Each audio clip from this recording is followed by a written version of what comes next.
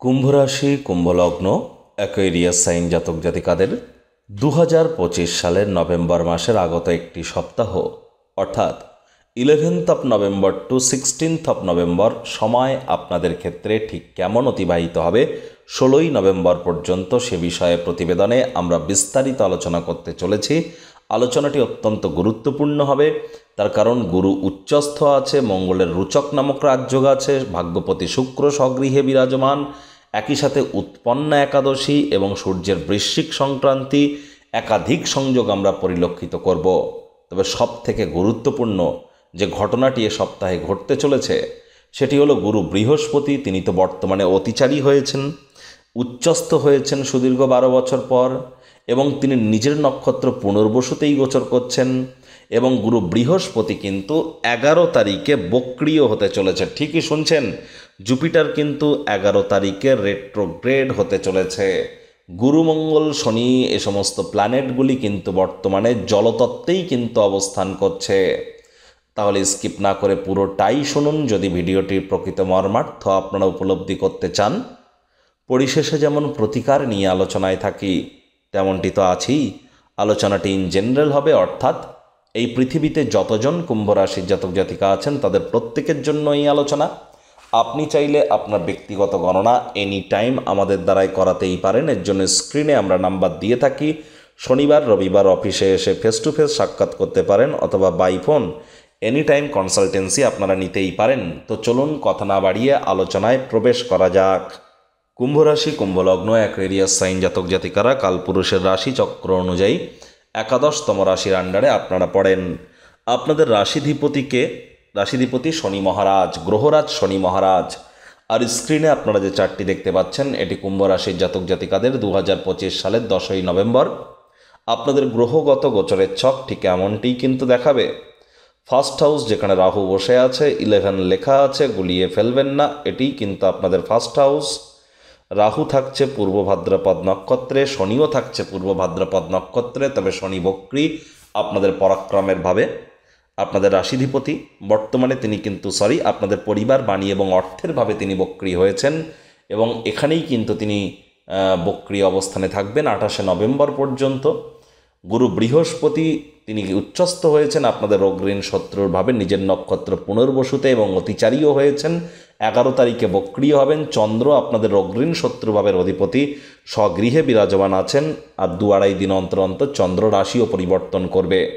কেতু থাকছে আপনাদের পার্টনারশিপের হাউসে, সূর্য শুক্রের শুক্রাদিত্য যোগ থাকছে আপনাদের ভাগ্যস্থানে, ভাগ্যপতি শুক্র স্বগৃহে বিরাজমান, মঙ্গল কর্মপতি কর্মস্থানেই কিন্তু রুচক নামক একটি রাজযোগ তৈরি করে বসে আছে বুধের সাথে। প্রথমেই যে বিষয় সম্পর্কে আপনাদেরকে আমরা অবগত করানোর চেষ্টা করব, দেখুন প্রথম যে বিষয়টি সেটি কি, সেটি হচ্ছে গুরু বৃহস্পতি উচ্চস্থ হয়েছেন। তবে কোথায়? আপনাদের ষষ্ঠভাবে অতিচারী হয়েছেন গুরু। 11 তারিখে বৃহস্পতি আবার কি হচ্ছে? বৃহস্পতি বক্রী হবে, জুপিটার রেট্রোগ্রেড হবে। আর রোগঋণ শত্রুভাবের অধিপতি চন্দ্র গুরুর সাথেই কিন্তু সপ্তাহটি শুরুয়াত হচ্ছে স্বগৃহ থেকে। তাহলে বেকার যুবক যুবতীদের নতুন চাকরি কর্মসংস্থান প্রাপ্তির যোগ আছে। এখানে হিউজ কোনো প্রবলেম কিন্তু আমরা পরিলক্ষিত করছি না, এ বিষয়ে আপনারা নিশ্চিন্তে থাকতে পারেন। এবং যোগ্য কর্মচারী হয়ে থাকলে প্রমোশন, পদোন্নতি, স্যালারি ইনক্রিমেন্টও আপনাদের হতেই পারে, কারণ কর্মপতি মঙ্গল স্বগৃহে যেহেতু বিরাজমান আছেন। আর একই সাথে কিন্তু যদি দেখাও যায় তাহলে আরও একটি জিনিস কিন্তু এখানে স্পষ্ট, যে মঙ্গল কিন্তু আপনাদের সুখভাবকেও কিন্তু দেখছে, এবং আপনাদের ত্রিকোণ ভাবকেও কিন্তু মঙ্গল দেখবে। একই সাথে মঙ্গল আপনাদের রাশিকেও দেখবে। তাহলে মেজাজকেও আপনাদেরকে কন্ট্রোলে রাখতে হবে, চঞ্চলতাকেও কন্ট্রোলে রাখতে হবে। রাহু যেহেতু রাশিতে বসে আছে, মঙ্গলের দৃষ্টি রাহুর উপরে পড়ছে। আগুন, বিদ্যুৎ এবং বজ্রপাত এই 3টি ক্ষেত্র থেকেই সাবধানে থাকতে হবে। চোখের সমস্যা, ত্বকের সমস্যা, দাঁতের সমস্যা এগুলি কিন্তু আপনাদের এ সময় বেড়ে যেতে পারে। এ সময় আপনাদের ক্ষেত্রে যারা বিশেষ করে মার্স বা মঙ্গল রিলেটেড কেরিয়ার বা ভেনাস রিলেটেড কেরিয়ারে আছেন তাদের জন্য কিন্তু সময় সুযোগ দুর্দান্ত।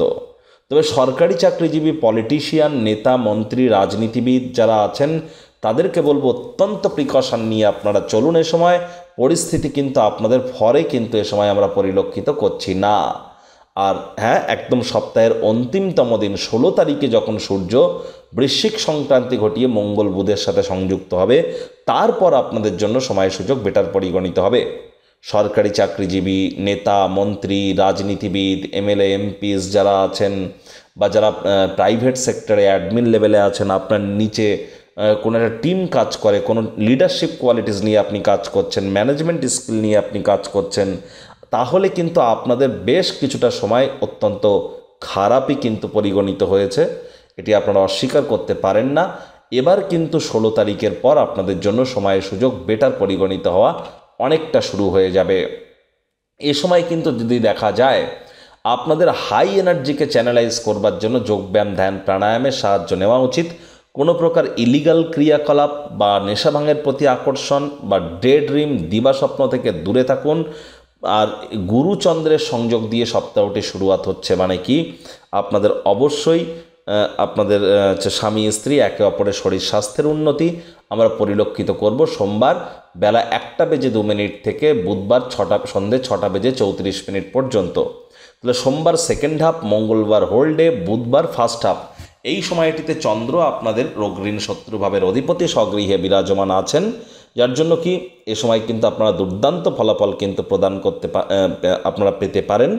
আপনাদের মামা, মাতামহ, মাতৃকুলের তরফ থেকে লাভান্বিত হতে পারেন। রোগ ঋণ শত্রু থেকে কিছুটা হলেও রিলিফ আপনারা প্রাপ্তি করতে পারেন। স্বামী স্ত্রীর শরীর স্বাস্থ্যের উন্নতি আপনাদের কিন্তু এ সময় হতে পারে। বেকার যুবক যুবতীরাও প্রচেষ্টারত থাকুন। নতুন চাকরি কর্মসংস্থান কিন্তু এ সময় আপনাদের হতেই পারে। তবে গুরু বৃহস্পতি কিন্তু বক্রী হয়েছেন, আর অতিচারীও হয়েছেন 11 তারিখে তো তিনি বক্রী হচ্ছেন, আগে থেকেই তো অতিচারী ছিলেন। আর গুরু যেহেতু মঙ্গলকে দেখবে, তাহলে অবশ্যই যোগ্য কর্মচারী হয়ে থাকলে প্রমোশন, পদোন্নতি, স্যালারি ইনক্রিমেন্ট এগুলো নিশ্চিতভাবে আপনারা প্রাপ্তি করতে পারেন। তবে কর্মক্ষেত্রে, কেরিয়ারের ক্ষেত্রে আপনাদের রাগ জেদ কিন্তু বেড়ে যেতে পারে, চঞ্চলতা বাড়বে এবং রেসপন্সিবিলিটি, দায়িত্বও কিন্তু বাড়তে চলেছে।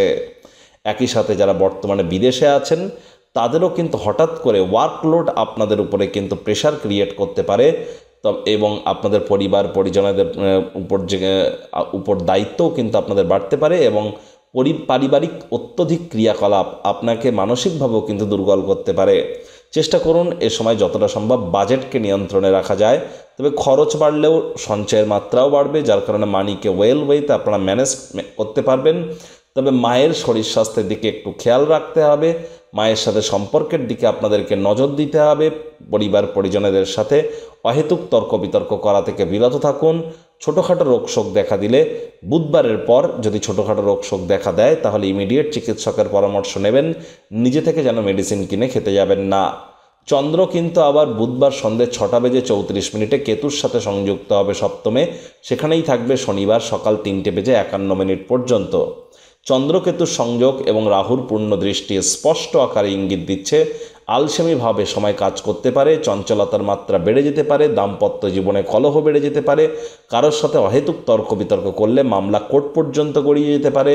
এ সময় পার্টনারশিপ ক্রিয়াকলাপ করা থেকে বুধবার থেকে শনিবার, বুধবার রাত থেকে শনিবার সকাল পর্যন্ত আপনাদের অ্যাভয়েড করাটাই কিন্তু বেটার পরিগণিত হবে। যে সমস্ত দম্পতি দ্বিতীয় সন্ততি প্রাপ্তির প্ল্যানিং করছেন, তারা বুধবার রাত থেকে সোমবার সকাল পর্যন্ত, শনিবার সকাল পর্যন্ত আপনারা এটিকে অ্যাভয়েড করুন।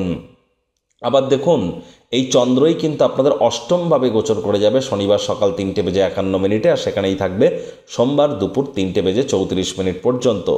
এ সময় চন্দ্র শনিকে দেখবে, শনিও চন্দ্রকে দেখবে। শরীরে চোট আঘাত কিন্তু লাগতেই পারে, সাবধানে গাড়ি ঘোড়া চালানোর সময়। শ্বশুরবাড়ির সাথে সদ্ভাব বজায় রাখুন। শ্বশুরবাড়ির তরফ থেকে কোনো নেগেটিভ নিউজ প্রাপ্তি করতে পারেন। পরিবারে কারো স্বাস্থ্যহানির যোগও কিন্তু এ সময় পরিলক্ষিত হচ্ছে। আর এ সময় লং ডিস্টেন্স জার্নি, দূরবর্তী যাত্রা ভ্রমণ অ্যাভয়েড করলে আপনারা লাভান্বিত হবেন।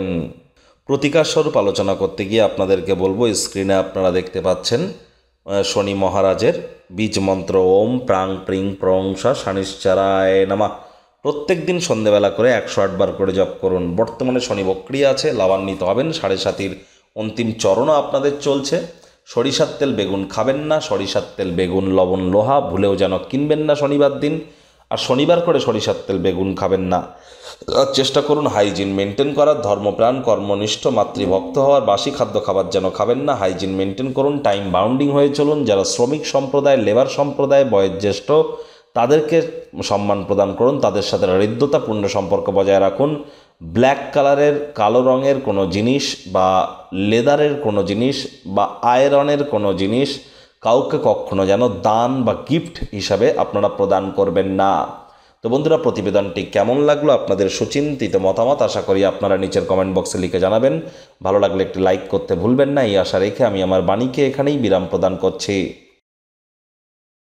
সংসারে অশান্তি, প্রেমে বাধা বা বিবাহে অনিশ্চয়তা, ব্যবসাতে ক্ষতি বা চাকরিতে ডামাডোল, অসুস্থতা, দুঃখ, দারিদ্রতা থেকে কিছুতেই রেহাই মিলছে না, পরীক্ষায় ফেল, তাহলে আর দেরি কেন?